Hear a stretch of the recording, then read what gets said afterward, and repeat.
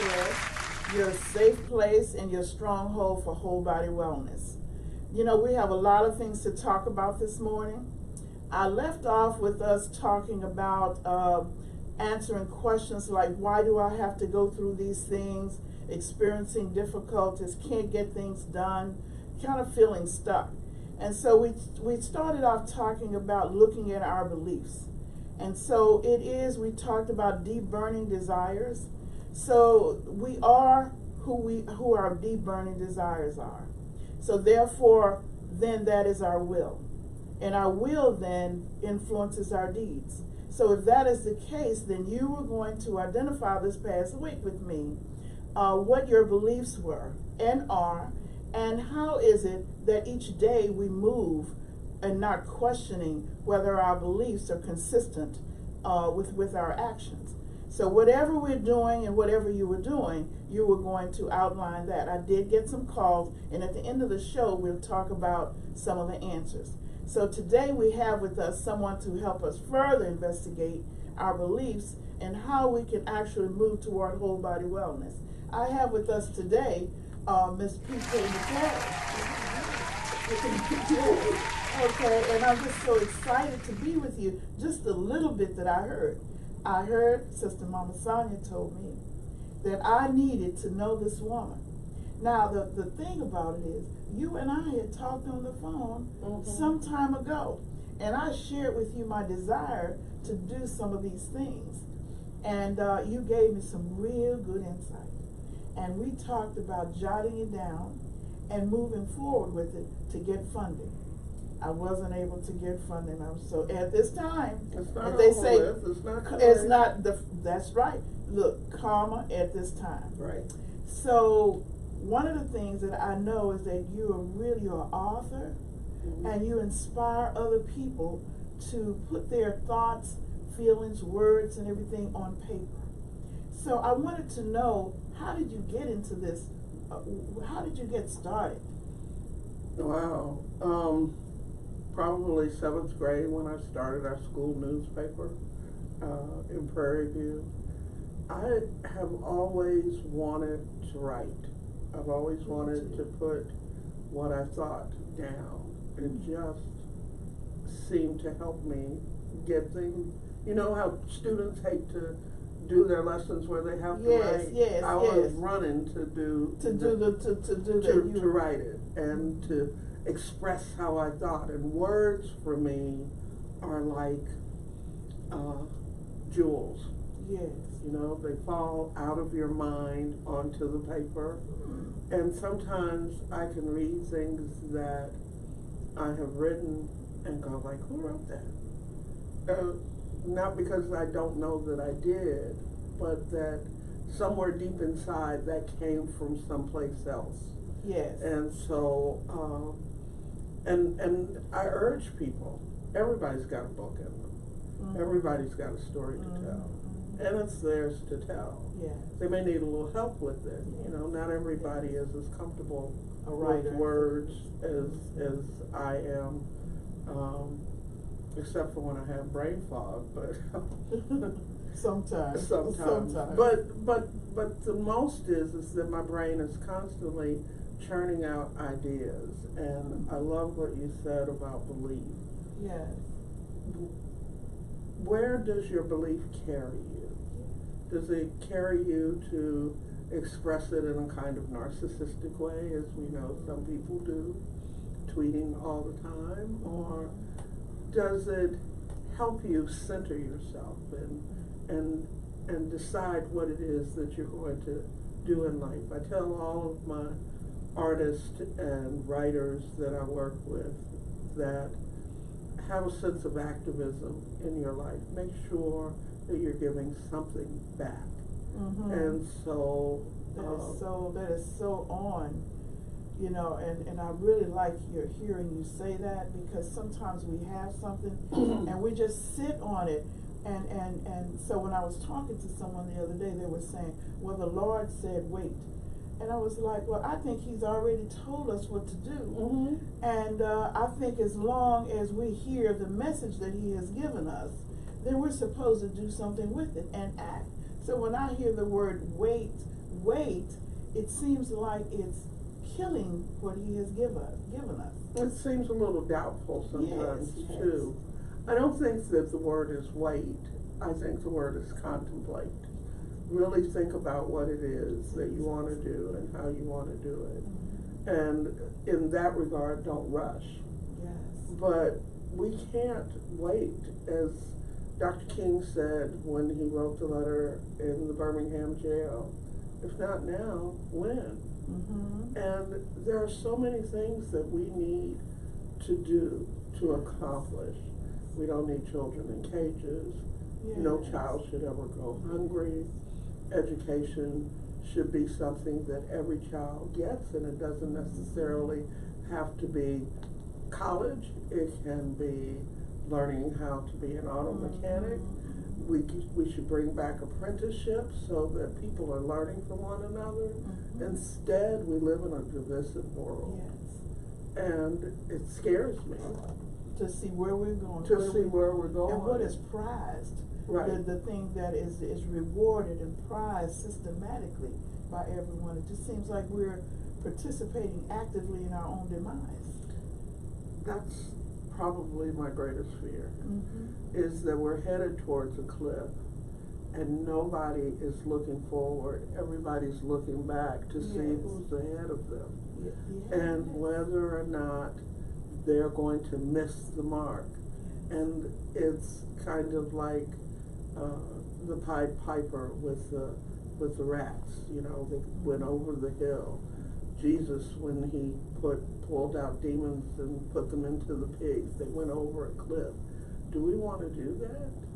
No, that sounds like a finality that you can't come back from. Sometimes when you don't know the difference, you then follow the herd. You just follow in what it is.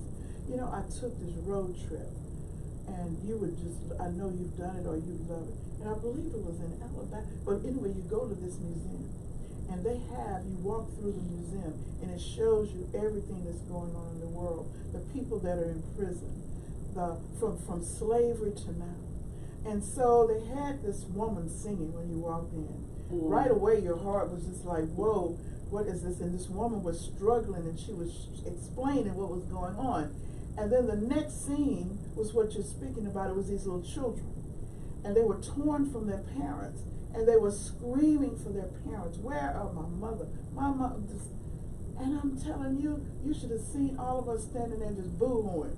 We had identified with all of the things where people were dying. You know, it was just being torn away. Even here in America, people at the border being torn away. So it's not the first time. And you can see children right here being torn away from their parents, not knowing what. So I think everybody, it seems to be what you're saying, seems to be afraid to take a stand, to even find out, who am I now? What am I? Yes. I didn't do it. It's not my problem, but it is. It's all of our issues. And, you know, the Bible says that Jesus asked, who is my brother? Who is my mother? Who are these people that have this intimate relationship with us that we cherish? My children, my grandchildren. Of course. I mean, it's no ands, if, buts about it, and I would fiercely protect any of them. But what about that child that I don't know? Do I not embrace that child? Isn't that not my child too? Right. You see? In some parts of Africa, if a child loses its parents, it ends up with the village as the parents. And everybody takes that child in. Everybody loves that child. And isn't that what we're supposed to do? But the fact that you would separate a child from his mother, whether or not that was years ago when we were enslaved people, or right now what's happening at the border. I had this dream that I and a bunch of grandmothers, we just descended on the place with blankets and food, and we walked in and we grabbed kids and hugged them and said, come, let me feed you, and we just took over and told the guards, sit down. Yes. Sit down. I'm trying to get people right now to help with fundraising so that we could do that for people right here. You know, sometimes we think we have to drive a distance away or travel across the country to help someone. Sometimes I think it's right outside our door. The feeling, the need to do that is right outside our door. My friend and her partner walked around the world, went to different countries and would walk and meet the people. And she did it for 3.5 years.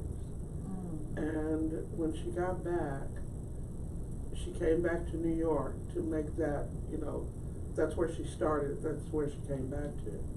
And she was walking around her neighborhood and she realized, I went around the world to find out that where I needed to be was right here in my neighborhood. And so she walked across America for a whole year, coming into communities and helping communities to walk around their communities. Those are the stories that don't need to get lost.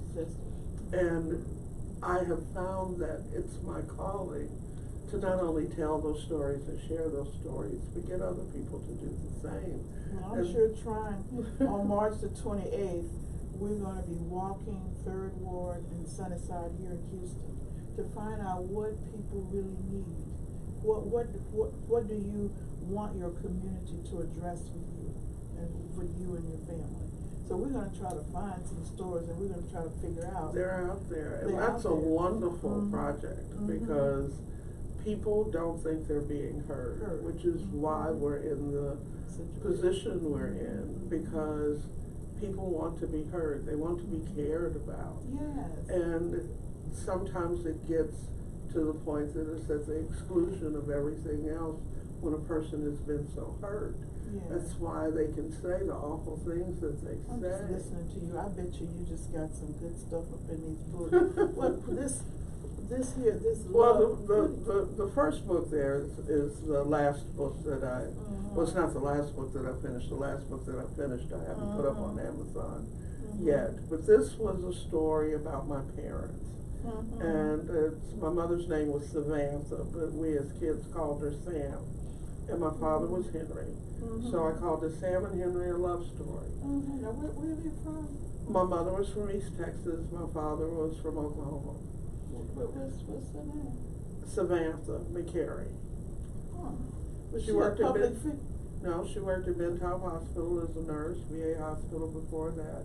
My father was a professor at TSU. Oh, that's where I know him from. I was like, come on now, I know him. See him.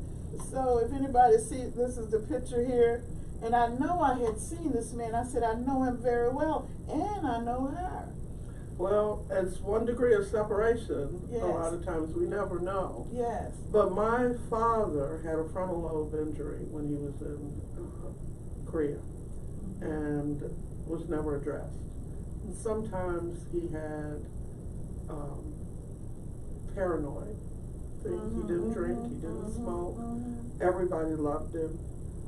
His students adored him. When my father died, there were more people there than I knew him. I knew a lot of people knew him, but people saw it in the paper and, oh, Mr. Mack, you know.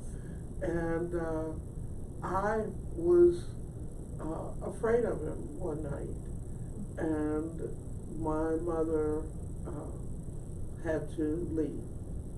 And it was one time that she couldn't fix it. And it didn't happen like every month, every week. It might not happen for a couple of years. When it would happen, though, it was always frightening. And I was their oldest child. And so they ended up getting a divorce, and I always felt blamed. I felt guilty, responsible for it. And my mother sat me down when I was looking at the divorce papers, and I said, Mommy, this isn't right. You've been married 19 years, not 13 years. And she said, I have something to tell you.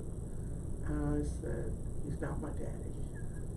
Oh. Well, I have his face. I mean, that was just, she just said, PK, he's your daddy. But she told me the story of how she met him when she was 16. and she fell in love with him. He was a teacher. Mhm. And at first the kids made fun of him because he had on white socks, high water pants. He was real tall, he was 6'5". Yes. Mhm. And he, but she said he opened his mouth and she fell in love with his voice. Very clear, very crispy. Clear. Yes, I remember. And so I think they had an affair, but Mhm. she doesn't say that. Mhm. And they were separated for about 10 years. And when she went to nursing school, he was teaching at the college there, Yeah. the Negro College in Kansas Mhm. City. And they took up. And here am I. Here you are. Mhm. But they didn't get married right away. They didn't get married till I was almost 4, 3 and a half. Mhm. And so that kind of made sense of why my siblings seemed closer to my father than I was. I didn't meet him till I was 3. Mhm. My siblings had him from the very beginning. So when you talk about health and mental health, and Yes. you know, those are all things that play a key part in helping you to understand why. That it wasn't personal. It was 3-year-olds have their own sense Yes. of who they are already. Yes. I didn't bond with him right away. That must have really affected you, because you must have known something. Something wasn't right. Mhm. But this ends up being not about the hurt as much as the love. My mother and father died in the same room 3 years apart. And I believe my mother came and got my father. Mhm. I believe that he always loved her. This little chocolate brown skinned girl that my grandmother didn't like because she was too dark. And she was afraid her grandkids would be real dark. Oh, so there's that issue. He was educated, she wasn't at first. Yes. And we go through their story, and in the end, there is this ultimate forgiveness, including forgiving myself for having such horrible feelings. I didn't like my mother because she let my father bully her, I thought, and so forth and so on. But the idea that you honor your father and mother so that your days might be long is entrenched in me now. Because I realize God had them. Now you have children? I have 3 children. And sometimes your parents' business is not your business. That's right, that's right. You don't need to know everything. But I do this for the veterans too, because we have a lot of families where veterans have come back and you don't know what they've done. I've got another book for you, actually, I'll bring you, that this guy did of just poetry about PTSD. Oh, and wow. he wrote it to save his own life, and now it's saving others' lives. And see, I think even writing and getting the word out really helps you internally. It helps you to, it's like a cathartic experience. Yeah. The second book is Dare to Care, and it's a book by a young woman who took care of her mother in the last stages of cancer. And she wrote it as a letter kind of to her daughter. And my son's father, I don't like to say ex, but my son's father is a printer, and he said, Perry, you need to read that. And so I did, and I knew it needed to be published. And she said, no, I just wanted to write a letter. I said, it's not finished. Please finish it. I can't wait I'll to help read it. you.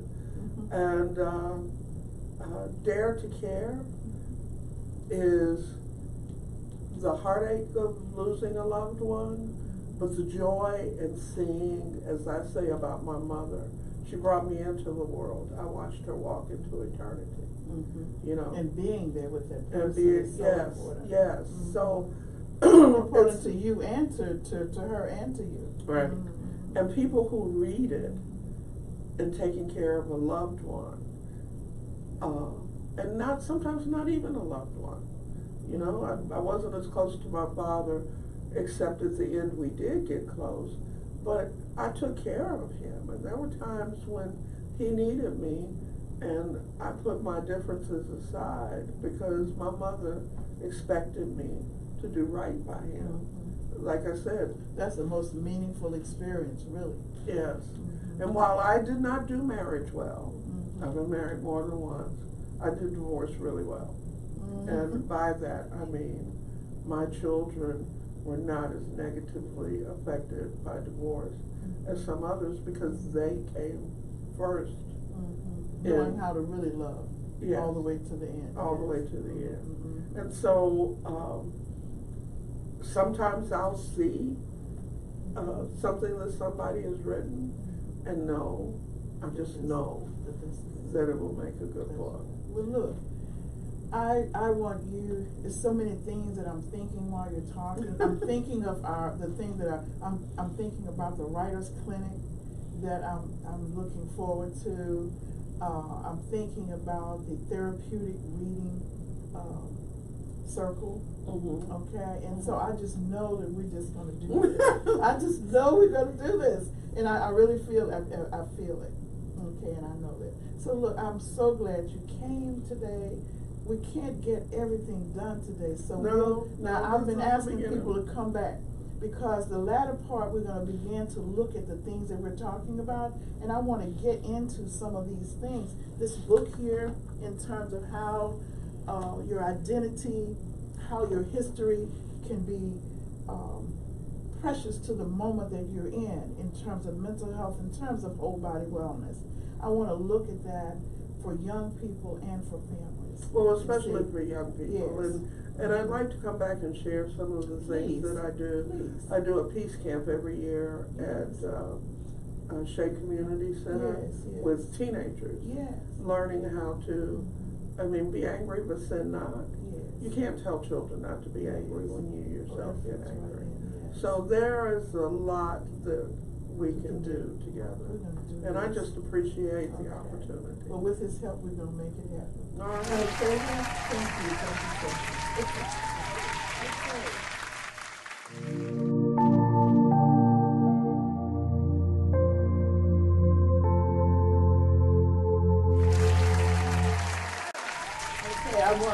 I really want to thank Ms. P.K. McCary for being with us today. But we also have another special guest, and it's Dr. Marchelle Lee. And we've just been talking and doing stuff together, and I just really enjoy. But before I mess up all your background, can you just tell me a little bit of how you got into this business, how you got into the whole topic of mental health? Oh my God. Just a little bit, yes. When I was in mental health, or if not, well, I'm participating. When I was participating. Whatever got motivated you, whatever motivated you. Let me just share. I kept originally from Ohio, okay? Yes. And 20 years ago, I came here almost 20 years ago. And it was a result of a bad divorce, okay? I come from a family where I was very abused. I was sexually abused for 9 years, locked in a closet. I had 2 children out of wedlock, 1 child out of wedlock, I'm sorry. I was homeless and on the streets. And at some point I went back to school and decided I wanted to become a nurse. So with the nursing thing, I got into the caregiving thing. And I thought about where that stemmed from, because as a child, we had these elderly family members, and my mom would always make me take care of them, okay?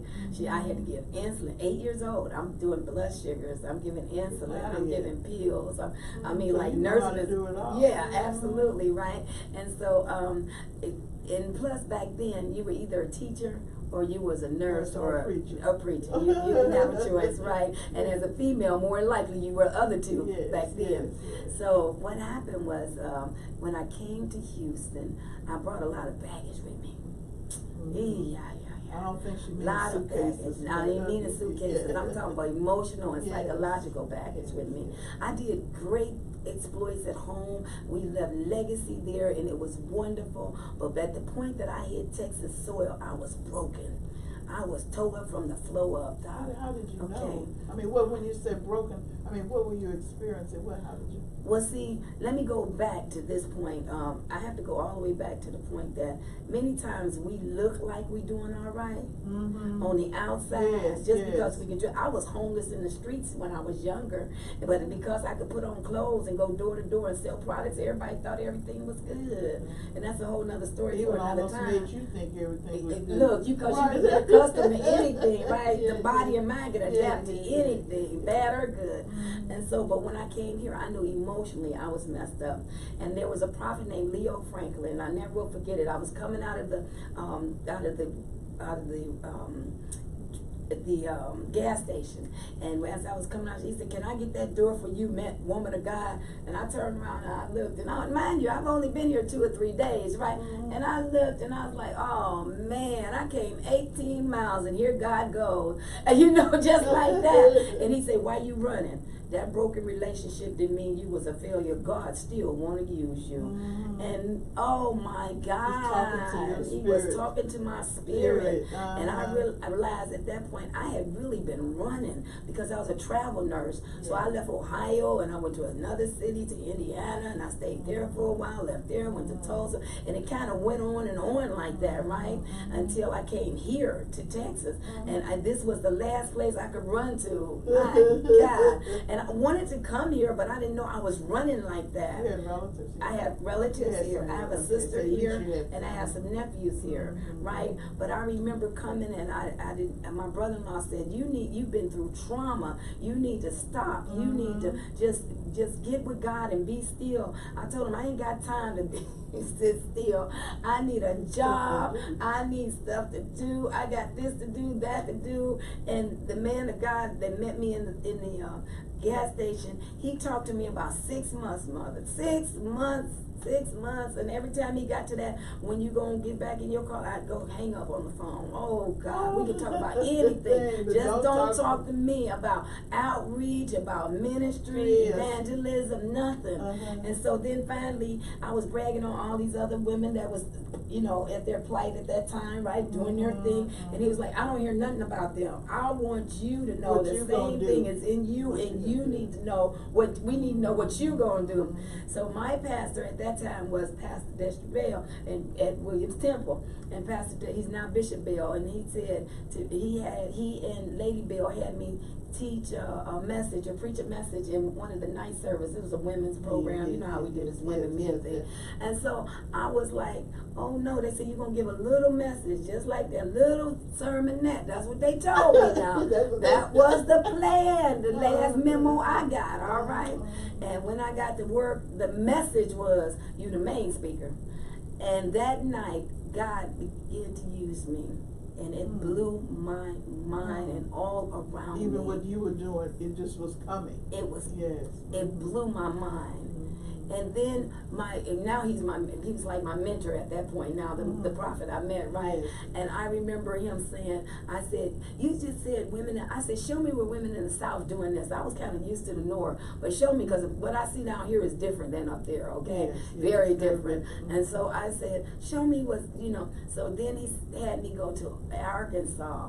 And that was transformation for real, because there was a female pastor there who was doing great things in the city.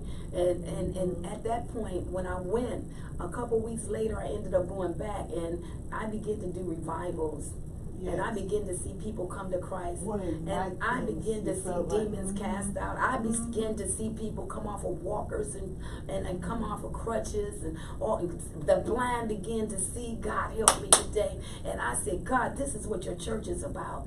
And I'm supposed to be doing this." Amen. But those strongholds in our mind, once you get fixed, I can only go so far, right? That's your deep burning desire that we're speaking about. Exactly. That's right. That's right. Exactly. It's there, but the terror bearer is there right, too, right? Yes. And I have fought for that. I have fought to press through that. And so to bring us up to where we are now, I actually ended up nursing, doing home nursing. I've done every kind of nurse you just about think of. I was a travel nurse, an agency nurse. I was a nursing supervisor, a house officer. I was a assistant director nurse and a director nurse, and I was in rehab. Well, you seem like you like what you do. Loving it. I mean, loving it. But I didn't have anything else to measure either. That's all I knew. That's That's all all I you knew. So I ended up just going to church. Church was my life, and then of course going to work was my life, and home. That's all I knew. Plus they told us that's all you're supposed to do. Come out from beyond, you know, among them, right? When we supposed to go among them to minister to them, to let the light shine in the darkness, amen. And so I was like, oh my God, we've got this twisted. So my mom was dying, and that's a whole nother story because she never really believed in me. Well, I never felt she believed in me. Let me state this right. I never felt that genuine connection and love. Exactly the way it would touch me until she was getting ready to die. And I took care of my mom until she took her last breath. I was holding her hand in my house. And I remember 3 days before my mom got ready to pass, she looked at me and she said, Marchelle, because she never called me, but you know, affectionately. She's like, Marchelle. She said, you stay the way you are and don't you ever change. And I was like, oh my God, my mom loves me for real. Finally I heard it, you know, I heard in her language and I felt it in mine. You know what I'm saying? And so it was awesome. And so obviously now I got a new swag for real, right? And I had asked her, I said, Mom, I said, how come you never joined a church down here? She said, because you never started yours. I was like, oh my God, now we messing with me for real, you know. And I used to have this little streaming show, and I used to only invite just family because I didn't want the world to know. I didn't want to talk to the world. I didn't want to be transparent anymore than I had been, you know, and stuff. And I remember the last thing she said to me on February of the 23rd of 2017. She said, will you ever do that pewter thing? She couldn't say computer. So she said that pewter thing where you told the people about God. I said, no, Mom, I just did that because somebody asked me to do it and just share the word with, you know, people. And I just invited the family, and that wasn't working because they weren't really, you know, tapping in. You got a lot out of it. You got a lot out of it. Let me tell you, my growth was exponential. That's right. Look, I would never take anything for that lesson. It was only like 4 or 5 people who were watching at the time, right, on a regular basis. But he made me promise to do it for 2 years, and I did it. And when my mom said, too bad you won't do that because you were so good at it, my mom shut her eyes, and I said, God, I said, now, what do you want me to do? He said, same thing I told you in 2005. I want you to be a messenger to the nations. I want you to be a prophetess to the nations. And he had taken me to those scriptures. And I said, I'm almost 65 years old. What we going with that? Share with me some of your scriptures, that any one of them that really motivate you to transition. Yes, because to help you. Because we get stuck here. Yes. And one scripture is Ephesians 3:20. He can do exceeding abundantly above all that we ask or think. Yes. And the ask part I didn't have a problem with. I know he can.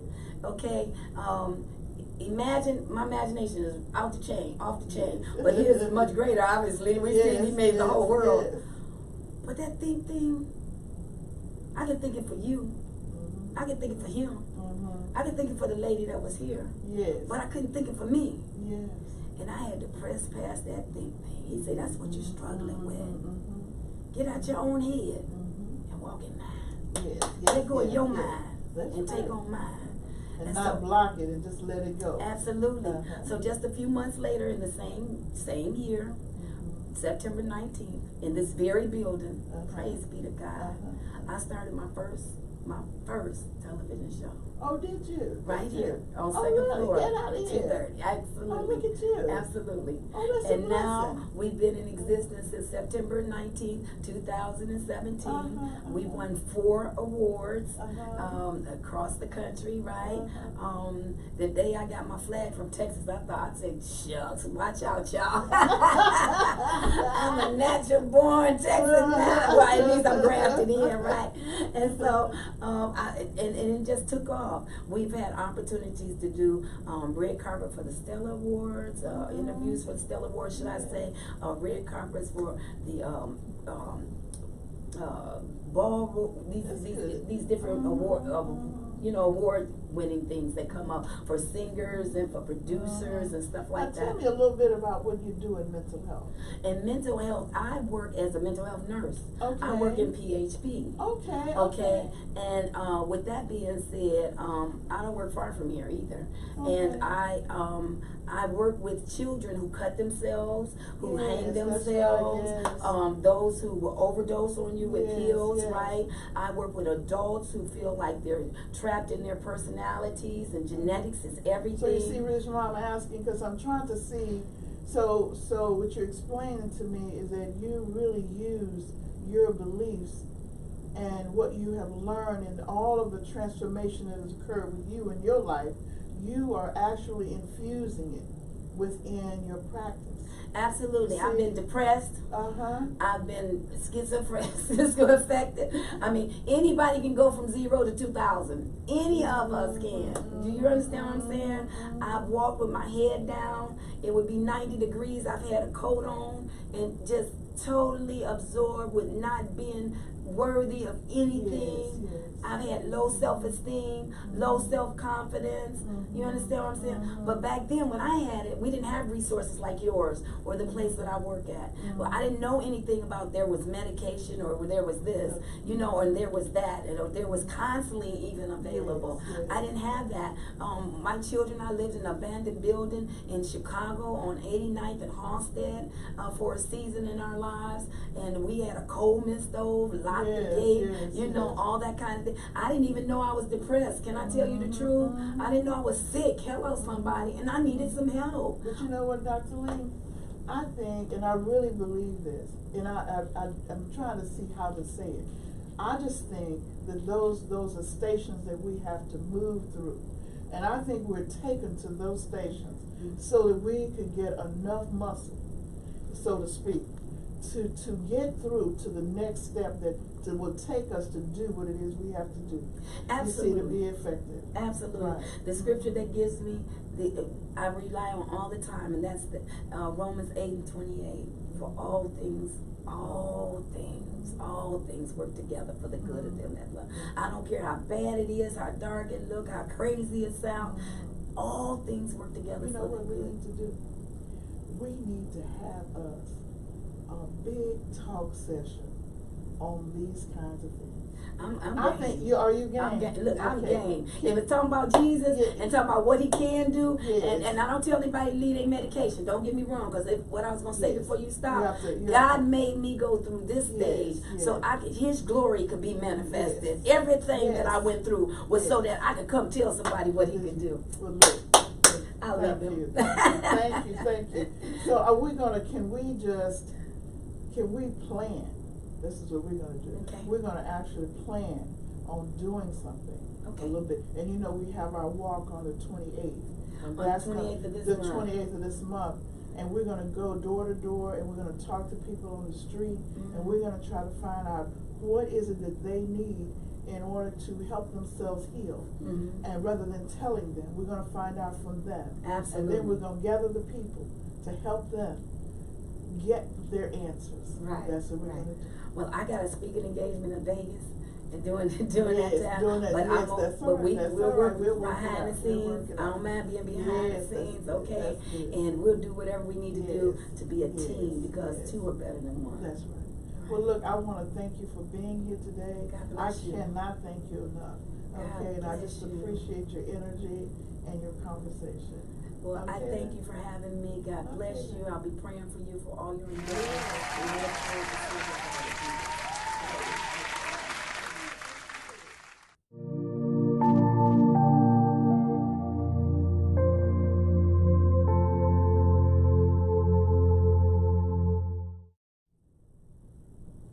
I do want to thank Dr. Marchelle Lee, and also Ms. P.K. Carey for being with us today. And both shared so much information, and it follows what we're talking about in terms of the threads for transformation. One of the things is that we emphasize today the beliefs and how we can transcend situations by holding on to those beliefs. And what you heard was that entered and right into the center was the whole idea of trusting in something. Whatever you decide to name it, yours may be different, but you must trust something. And you must be in the moment, practice being in the moment and holding on to whatever it is that you believe in that will foster you to move forward.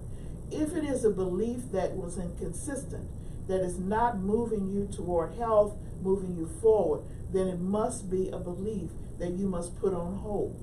And you must replace that belief with another thought or belief that will move you forward toward health and sustain you for mind, body, spirit, whole body wellness.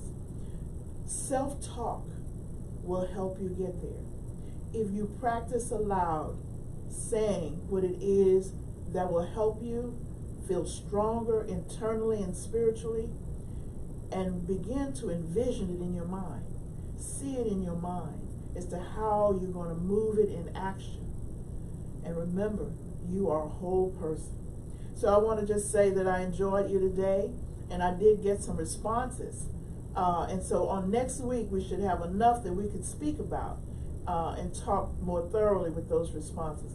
So just to leave you with this, I want you to renew your beliefs, rebuild faith, reconnect with families and community.